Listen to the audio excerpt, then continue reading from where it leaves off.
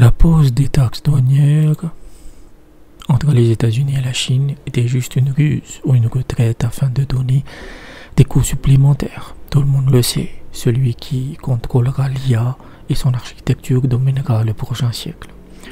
Et les États-Unis ont une petite longueur d'avance dans ce domaine, autour de 12 mois par rapport à la Chine.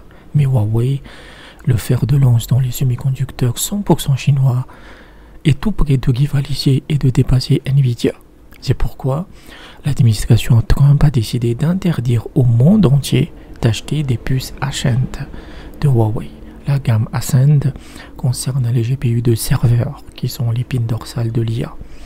C'est une mesure totalement infecte et stupide qui reflète l'impérialisme américain dans sa face la plus hideuse, c'est-à-dire que les États-Unis décident qu'un produit chinois fait par une entreprise chinoise fabriqué en Chine soit interdit à la vente dans le monde entier sous le prétexte oiseux et absolument pas prouvé qu'une partie de ces GPU utilise des technologies américaines.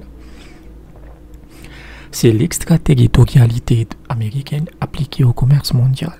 Comme sanction, si un pays décide d'acheter ces puces Huawei, alors ils paieront une taxe supplémentaire ou, dans le pire des cas, ils seront interdits d'acheter le moindre semi-conducteur américain. Vu l'avance relative des États-Unis dans ce domaine, personne n'osera braver l'interdiction pour l'instant. Sauf qu'il y a un énorme problème. Le plus gros consommateur de puces au monde est la Chine, avec environ 40 milliards de dollars d'achats par mois. Ce qui fait que Huawei va avoir un marché exclusif pour ses puces.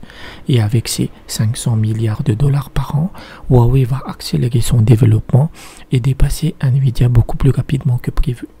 C'est la version en plus stupide d'interdire le pétrole russe à l'époque de la guerre en Ukraine. Et on sait à quel point cette interdiction de pétrole russe a été une foirade monstrueuse et on peut imaginer que le désastre sera bien pire avec la Chine. Et en sachant que cette dernière va forcément riposter en interdisant l'importation des terres rares vers les États-Unis qui sont indispensables à la moindre chose liée à la haute technologie, que ce soit l'armement, les drones, les panneaux solaires ou les semi-conducteurs.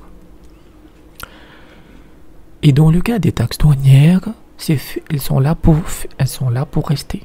Car Trump va maintenant imposer une taxe douanière fixe non négociable à tous les pays qui sera transmise via leurs ambassades respectives. Il a compris que c'est impossible de négocier avec le monde entier, donc une taxe fixe. Mais jusqu'à présent, il n'a pas toujours compris et je suggère qu'il faut que quelqu'un lui dise qu'en aucun cas, c'est le pays taxé qui paye la taxe. C'est toujours le consommateur dans le pays à l'origine des taxes. On est quasiment à 5 mois de sa présidence et il n'a toujours pas compris ce concept basique de l'économie qu'un enfant en primaire pourrait comprendre.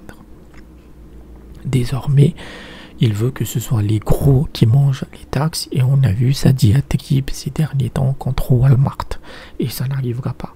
Ce sont toujours les consommateurs qui paieront forcément ces taxes au final. Et comme je l'ai déjà dit, ces taxes ne ramèneront pas les usines aux États-Unis, car le protectionnisme se base surtout sur l'État développeur qui injecte des centaines de milliards de dollars pour soutenir son industrie. Trump veut surtout utiliser les taxes pour combler son déficit afin que les plus riches comme lui soient exonérés d'impôts.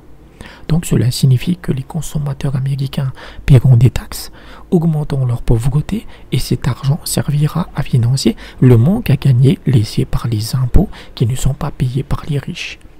Et on vient nous dire que c'est un président du peuple. Le Trump de 2016 était un nationaliste. Celui-ci est juste un impérial minable qui veut contenter ses amis oligarques avant de s'enfuir d'un pays qui sera encore plus en ruine que lorsqu'il en avait pris la présidence.